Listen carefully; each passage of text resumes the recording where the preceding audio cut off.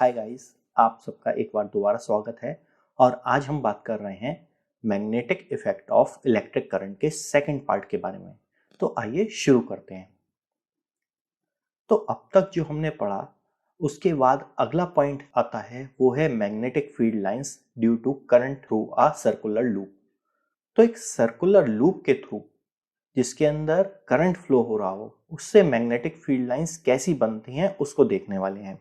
तो आइए समझते हैं। तो जैसा कि हम देख सकते हैं, सर्कुलर लूप में ये कंडक्टर के पास में घनी होती हैं और जैसे जैसे ये दूरी बढ़ती है ये दूर होती चली जाती हैं और बीच में जाके ये बिल्कुल स्ट्रेट लाइंस के रूप में बढ़ जाती हैं। ये यहाँ से दोनों कंडक्टर यानी कि इस पॉइंट से और इस पॉइंट से दोनों में ये पैरेलल आनी शुरू हो जाएंगी। दूरी बढ़ने पे ये सीधी होती नजर आएंगी।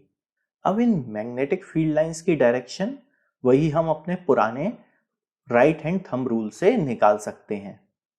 अब देखते हैं इन मैग्नेटिक फील्ड लाइंस को थोड़ा सा डीपली। तो जैसा कि हम यहाँ पे देख सकते हैं, अगर ये मेरा एक सर्कुलर लूप है जिसके अंदर करंट फ्लो हो रहा है, ये पॉजिटिव पॉइंट, ये नेगेटिव पॉइंट, तो हम देखते हैं पॉजिटिव से नेगेटिव की तरफ को करंट फ्लो होता है। तो करंट हमारा यहाँ से फ्लो हो रहा है इस पॉइंट से। तो यहाँ पे एक एरो बना लेते हैं, ये हमारा करंट यहाँ से ऊपर की तरफ फ्लो हो रहा है। तो अगर हम अपने राइट हैंड थंब रूल से निकालें तो हमारा मैग्नेटिक फील्ड लाइंस ये निकल के आती हैं। तो जैसे जैसे इसके अंदर गोले बनाते हैं तो नॉर्थ से साउथ की तरफ, एक साइड साउथ और एक साइड नॉर्थ, ये कैसे आया? वही हमारे राइट हैंड थंब रूल से, क्योंकि लाइनें हमारी इधर से इधर को जा रही हैं, इधर से इस तरफ को जा रही हैं, यानी कि अंदर की तरफ ये साउथ टू नॉर्थ चलती हैं और बाहर की तरफ हम देख सकते हैं नॉर्थ टू साउथ दिख रही हैं। आइए आगे बढ़ते हैं। अब इसको समझेंगे क्लॉक फेस रूल से। तो भाई अगर इस लूप को अगर हम सामने की तरफ से देखें, इस लूप को सामने की तरफ से देखें और अगर करंट क्लॉकवाइज फ्लो हो रहा हो यानी कि इधर से इधर को, तो ये हमारा साउथ पोल होगा। और अगर ये एंटी क्लॉकवाइज फ्लो हो रहा हो यानी कि इधर से इधर को, तो ये हमारा नॉर्थ पोल होगा। हमेशा याद रखेंगे, ये हमारा साउथ पोल, ये हमारा नॉर्थ पोल बनेगा। इस लूप में अगर हमें करंट क्लॉकवाइज घूमता नजर आ रहा है तो ये साउथ पोल होता है और एंटी क्लॉकवाइज घूमता नजर आ रहा है तो ये नॉर्थ पोल होता है। इसको हम क्लॉक फेस रूल से याद रखते हैं। अब मैग्नेटिक फील्ड लाइंस और नंबर ऑफ टर्न्स में रिलेशन क्या होता है? तो भाई सिंपल सी बात है, जितने ज्यादा नंबर ऑफ टर्न्स उतना ज्यादा पावरफुल मैग्नेट। तो मैग्नेटिक फील्ड जो होती है वो कुछ चीजों पे डिपेंड करती है। तो वो उसमें से सबसे पहला होता है रेडियस ऑफ द कॉइल, दूसरा होता है number of turns in the coil और तीसरा होता है स्ट्रेंथ ऑफ करंट फ्लो, यानी कि कितना ज्यादा करंट भेजा जा रहा है, कितनी नंबर ऑफ कॉइल्स हैं और उनका रेडियस कितना छोटा बड़ा है। तो इसके ऊपर हमारा मैग्नेटिक फील्ड छोटा या बड़ा बनता है। तो समझते हैं कैसे। तो रेडियस ऑफ द कॉइल के लिए पहले समझते हैं। तो रेडियस ऑफ द कॉइल के इनवर्सली प्रोपोर्शनल होता है, याद रखेंगे, रेडियस ऑफ द कॉइल के इनवर्सली प्रोपोर्शनल होता है हमारे मैग्नेटिक फील्ड की स्ट्रेंथ। तो अगर रेडियस बढ़ेगी तो मैग्नेटिक स्ट्रेंथ घटेगी, अगर रेडियस घटेगी तो मैग्नेटिक फील्ड की स्ट्रेंथ बढ़ेगी। ऐसे ही अगर नंबर ऑफ टर्न्स के बारे में बात करें तो ये डायरेक्टली प्रोपोर्शनल होता है, यानी कि मैग्नेटिक स्ट्रेंथ बढ़ती है नंबर ऑफ टर्न्स के साथ में।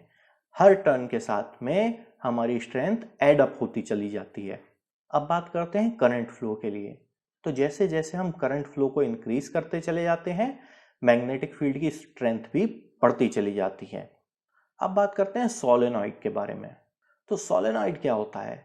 बेसिकली अगर हम इंसुलेटेड कॉपर वायर को किसी सिलेंड्रिकल शेप पे कई सारे नंबर ऑफ राउंड्स में लपेट लें तो ये हमारा सोलेनॉइड बन जाता है।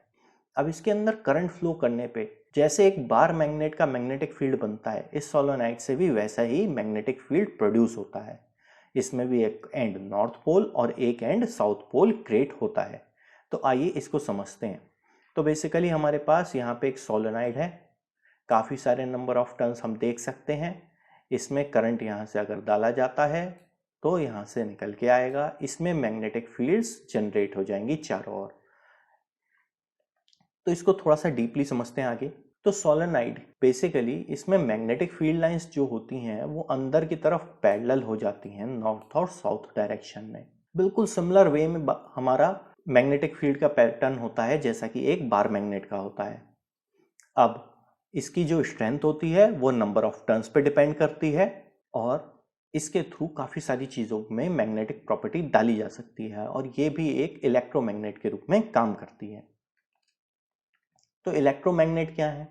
बेसिकली जब सोलेनोइड से किसी सॉफ्ट आयरन कोर को मैग्नेट बना दिया जाता है तो वो इलेक्ट्रोमैग्नेट्स कहलाते हैं। जैसे कि अब हम एक डायग्राम में देख सकते हैं, यहाँ पे ये हमारा हो गया सॉफ्ट आयरन कोर। इस आयरन नेल को हम अपना सॉफ्ट आयरन कोर समझते हैं और इसके ऊपर अगर इंसुलेटेड कॉपर वायर हमने लपेट लिया यहाँ, और जब इसमें से करंट फ्लो कराते हैं तो ये हमारा सॉफ्ट आयरन कोर एक बड़े से मैग्नेट के रूप में काम करता है। अब इसमें नॉर्थ पोल और साउथ पोल हम अपने क्लॉक फेस रूल से निकाल सकते हैं। तो अब आगे बढ़ते हैं, force on a current carrying conductor in a magnetic field. ये एक छोटा सा एक्सपेरिमेंट है, इसको समझते हैं। अगर एक मैग्नेटिक फील्ड, जैसे कि हम यहाँ पे देख सकते हैं ये एक मैग्नेट है तो इसके चारों ओर यहाँ पे मैग्नेटिक फील्ड बना है नॉर्थ टू साउथ।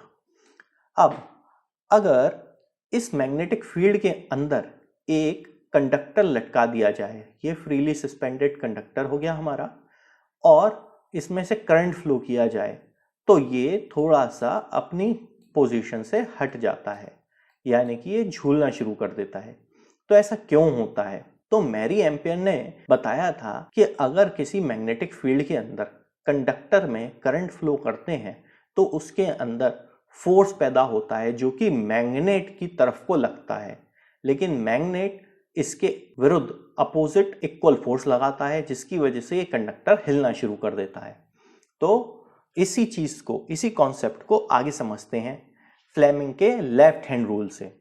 तो भाई फ्लेमिंग ने अपने लेफ्ट हैंड रूल में बताया कि अगर हम अपने अंगूठे, फर्स्ट फिंगर और मिडिल फिंगर को एक दूसरे से परपेंडिकुलर रख लें, जैसा कि हम इमेज में देख सकते हैं, एक दूसरे से परपेंडिकुलर रख लें, तो ये सब हमारे अलग अलग चीज़ों की डायरेक्शन बताएंगे। अब इन्होंने बताया अगर हम इस प्रकार से अपने अंगूठे, इंडेक्स फिंगर और मिडिल फिंगर को रखते हैं तो हमारी इंडेक्स फिंगर जो होती है, फर्स्ट फिंगर, वो मैग्नेटिक फील्ड की तरफ हो और सेकंड फिंगर हमारे करंट की दिशा को दिखाए, तो थंब हमारे मोशन को दिखाता है कि किस तरफ मोशन होगा। तो फिर से एक बार समझ लेते हैं, फ्लेमिंग का लेफ्ट हैंड रूल कहलाता है। फ्लेमिंग का लेफ्ट हैंड रूल ये किस लिए होता है? मोशन को देखने के लिए कि मैग्नेटिक फील्ड में कंडक्टर किस तरफ को मुड़ रहा है। तो अगर मैग्नेटिक फील्ड हमारी फर्स्ट फिंगर से दिख रही है और सेकंड फिंगर से हमारा करंट दिखाया जा रहा है तो मोशन हमारे अंगूठे से दिखाई देगा। इसको हम काफी सारी जगहों में यूज करते हैं। तो जैसे कि हमारा मोटर्स हो गई, इलेक्ट्रिक जनरेटर हो गए, लाउड स्पीकर हो गए, ये सब हमारे फ्लेमिंग के लेफ्ट हैंड रूल की वजह से काम करते हैं। तो जैसे कि अभी हम यहाँ पे एक फिगर से देखेंगे, मान लीजिए जो अभी हमने पहले फिगर देखी थी ये नॉर्थ और साउथ है, तो इसमें नॉर्थ टू साउथ यानी कि नीचे की तरफ को एक मैग्नेटिक फील्ड है जो कि नीचे की तरफ को है। तो फर्स्ट फिंगर से हम अपनी मैग्नेटिक फील्ड को देख सकते हैं नीचे। अच्छा, अब जो हमारा करंट फ्लो है वो पॉजिटिव से नेगेटिव की तरफ है, यानी कि इस तरफ को, तो ये हम सेकंड फिंगर से देखते हैं। तो मोशन हमारा अंगूठे से यानी कि इधर की तरफ को होना चाहिए, तो हम देख सकते हैं ये हमारा मोशन आ गया। तो ये हम इस प्रकार से अंदाजा लगा सकते हैं कि ये कंडक्टर इस तरफ को मूव होगा। ऐसे ही यहाँ पे एक दूसरी इमेज पे देखते हैं, अगर इसको एक किसी ऐसे ऑब्जेक्ट पे रख दिया जाए जिसपे से ये इजीली मूव हो सके तो ये सरक के आगे आ जाएगा। अब इलेक्ट्रिक मोटर जो कि फ्लेमिंग के लेफ्ट हैंड रूल पे ही बनी होती है उसको समझते हैं। तो इलेक्ट्रिक मोटर होती क्या है? ये बेसिकली एक खास डिवाइस है जो कि इलेक्ट्रिकल एनर्जी को मैकेनिकल एनर्जी में बदलता है। दो प्रकार की होती हैं, एसी मोटर और डीसी मोटर, काम कर रही हैं फ्लेमिंग के लेफ्ट हैंड रूल पे। तो आइए देखते हैं। तो प्रिंसिपल तो काफी सिंपल है। तो जब किसी रेक्टेंगुलर कॉइल को मैग्नेटिक फील्ड में रखा जाता है और इस कॉइल में से करंट को पास करते हैं तो इस पे एक फोर्स महसूस होता है। ये जो फोर्स है इस कॉइल को रोटेट करने की कोशिश करता है और जब ये रोटेट हो जाती है तो नई पोजीशन में फिर से इस पे फोर्स महसूस होता है जिसकी वजह से ये दोबारा रोटेट होती है एंड सो ऑन चलता रहता है। तो इस इमेज से अब हम समझेंगे कि होता क्या है।